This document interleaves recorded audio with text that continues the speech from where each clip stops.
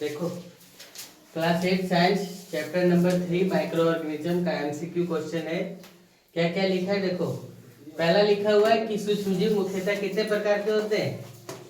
सूक्ष्मजीव कितने प्रकार के? चार। कौन कौन?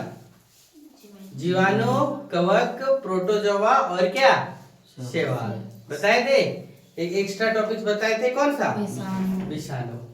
फिर क्वेश्चन पूछा है कि सूक्ष्मजीव कहाँ पाए जाते हैं। तो दिया रहेगा 3 गो ऑप्शन और एक और दिया रहेगा सभी जगह। तो सूक्ष्मजीव क्या लिखेंगे? सभी जगह पाया जाता है। तीसरा नंबर पूछा है क्या सूक्ष्मजीव मनुष्यों के लिए फायदेमंद है। तो हाँ, सूक्ष्मजीव मनुष्यों के लिए क्या है?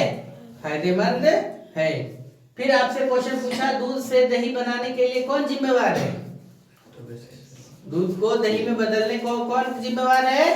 तो लैक्टोबैसिलस जीवाणु। फिर पूछा 5वां नंबर गेहूं, जौ, चावल एवं फसलों के रसों को कौन अल्कोहल एवं शराब बनाने में मदद करता है।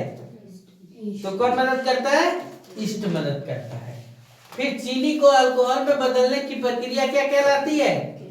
चीनी को अल्कोहल में बदलने की प्रक्रिया क्या कहलाती है? किण्वन। फिर पूछा 7वां नंबर किण्वन की खोज किसने किया। तो किण्वन की खोज किसने किया? Louis Pasteur. किण्वन की खोज कब हुई? 1857 ईस्वी में। स्टेट्रोमाइसिन, टेट्रासाइक्लिन, एरिथ्रोमाइसिन ईटीसी क्या है? तो ये सब क्या है? एंटीबायोटिक। सबसे पहले खोजे गए एंटीबायोटिक को क्या नाम है? तो सबसे पहले जो खोजा गया उस एंटीबायोटिक का क्या नाम है? पेनिसिलिन। क्या है? पेनिसिलिन।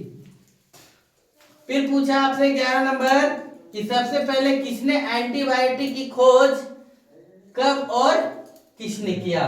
तो एंटीबायोटिक की खोज सबसे पहले किसने? अलेक्जेंडर फ्लेमिंग ने। कब? 1928 ईस्वी में। 12 नंबर अलेक्जेंडर फ्लेमिंग को नोबेल पुरस्कार कब दिया गया? 1945 ईस्वी में। टीकाकरण की खोज किसने की? तो टीकाकरण की खोज किसने? लुई पास्चर ने किया। फिर 14 नंबर है कि वायुमंडल में कितना % नाइट्रोजन है। तो वायुमंडल में कितना? 78% क्या है? नाइट्रोजन है। फिर क्या पूछा आपसे क्वेश्चन कि दलहनी पौधों के या लेग्यूम पौधों की जड़ों की गांठों में क्या पाया जाता है। तो दलहनी या लेग्यूम पौधों की जड़ों की गांठों में क्या? राइजोबियम नामक क्या जीवाणु पाया जाता है। 16 नंबर क्वेश्चन पूछा नाइट्रोजन को नाइट्रेट में बदलने की प्रक्रिया क्या कहलाती है। तो हम लोग क्या बोलते हैं? नाइट्रोजन स्थिरीकरण।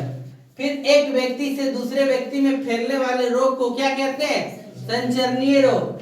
एक व्यक्ति से दूसरे व्यक्ति में जो रोग नहीं फैलता है उसे क्या कहते हैं? तो असंचरणीय रोग कहते हैं। उसे क्या कहते हैं? असंचरणीय रोग। हो गया?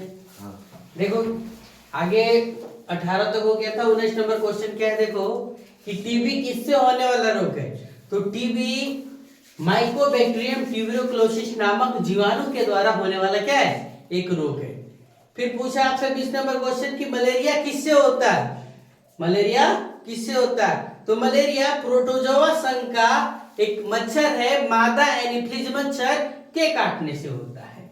फिर क्वेश्चन पूछा 21 नंबर डेंगू किससे किसके काटने से होता है, यानी किससे फैलता है। तो डेंगू भी विषाणु से होता है और इसका कौन? मादा एडिस मच्छर के काटने से होता है। फिर 22 नंबर क्वेश्चन पूछा आपसे कि कैंसर, हृदय की बीमारी, किडनी की बीमारी का किस प्रकार का बीमारी है। तो क्या होता है? ये असंचरणीय रोग है। मतलब एक आदमी को है तो एक ही आदमी को होगा, दूसरे आदमी को नहीं होता है। फिर 23 नंबर क्वेश्चन है सर्दी, जुकाम, टीबी, निमोनिया, हैजा, पेचिस किस प्रकार के रोग हैं। तो ये क्या है? संचरणीय रोग है। यानी एक व्यक्ति को हो गया तो दूसरे व्यक्ति को भी क्या होने की संभावना हो जाती है। फिर 24 नंबर क्वेश्चन पूछा मलेरिया की दवा किस पौधे से बनाया जाता है। तो मलेरिया की दवा सिनकोन नामक एक वृक्ष है, यानी जिसको हम लोग कुनेल भी बोलते हैं, उसके छालों से प्राप्त किया जाता है। 25 नंबर क्वेश्चन पूछा है गिलय के पत्तों का रस का उपयोग किस बीमारी में किया जाता है। तो गिलय के पत्ते का रस का उपयोग मलेरिया और डेंगू नामक बीमारी के रूप में के उपयोग में किया जाता है। 26 नंबर क्वेश्चन पूछा है कि क्षय रोग, हैजा, typhoid, tetanus, diphtheria, plague, syphilis etc किससे होने वाला रोग है? तो ये सब किससे? जीवाणु के द्वारा होने वाला रोग है। फिर देखो 27 नंबर क्वेश्चन क्या दिया हुआ? एड्स, पोलियो, इन्फ्लुएंजा, चेचक, छोटी माता, गलसुआ, खसरा, ट्रेकोमा, रेबीज ईटीसी किससे होने वाला रोग है? तो ये सब वायरस के द्वारा होने वाला क्या है? रोग है। रुकिए, फिर 28 नंबर क्वेश्चन क्या दिया हुआ है? एक्जिमा, दांत, खुजली, गंजापन, दम्मा किससे होने वाला रोग है? तो ये सब कवक के द्वारा होने वाला क्या है? रोग है। फिर 29 नंबर क्वेश्चन बोला कि पायरिया, कालाजार, मलेरिया, सोने की बीमारी, पेचिस किससे होने वाला रोग है? तो प्रोटोजोआ संघ से होने वाला रोग है।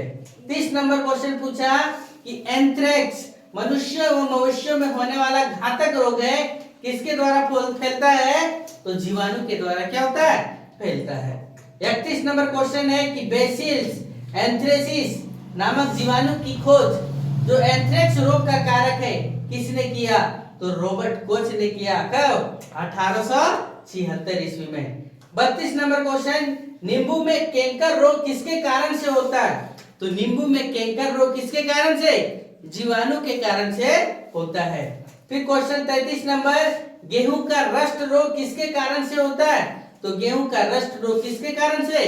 कवक के कारण से होता है। 34 नंबर क्वेश्चन, भिंडी का पित्त रोग किसके कारण से होता है? तो भिंडी का पित्त रोग वायरस के कारण से होता है। ये आप लोग का यहाँ तक था। फिर आगे कल भी इसका एमसीक्यू क्वेश्चन लिखाया जाएगा।